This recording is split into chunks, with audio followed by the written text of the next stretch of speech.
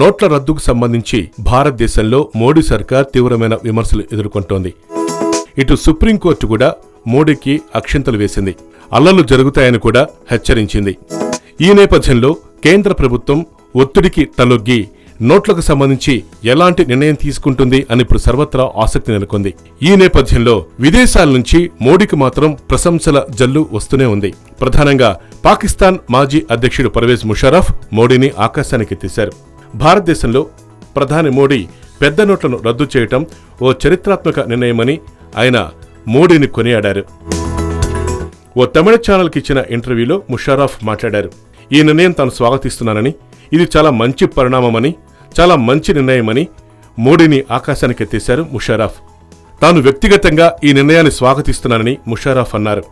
నల్లధనం ప్రత్యేకంగా పాకిస్తాన్ నుంచి అక్రమంగా వస్తుంది కాదని, అయితే నల్లధనం మాత్రం మంచిది కాదని ముషర్రఫ్ పాకిస్తాన్ వెనకేసుకొచ్చారు. ప్రస్తుతం రెండు దేశాల మధ్య నెలకొన్న పరిస్థితులకు భారతదేశమే పూర్తి బాధ్యత వహించాలని కూడా అన్నారు. మరి పఠాన్కోట్ యూరీ ఘటనలో కూడా భారతే కారణమా అని ఆ తమిళ ఛానల్ విలేకరి అడిగిన ప్రశ్నకు ముషర్రఫ్ సమాధానమిచ్చారు. దీనికి సమాధానం చెప్పాలంటే గతం తవ్వుకోవాలి, చరిత్రలోకి వెళ్లాలి. ఇప్పుడు మీరు పఠాన్కోట్ యూరీ గురించి మాట్లాడుతున్నారు.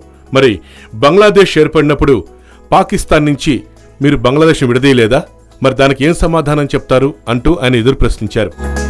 దావుద్ ఇబ్రహీం గురించి అడగ్గా, అసలు దావుద్ ఇబ్రహీం అనేవాడు గురించి నాకు తెలియదని, అతను పాకిస్తాన్లో ఉన్నాడని కూడా తనకు ఎలాంటి సమాచారం లేదని ముషర్రఫ్ చెప్పుకొచ్చారు.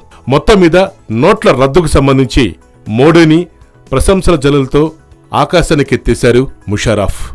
Yo-yo News, Hyderabad.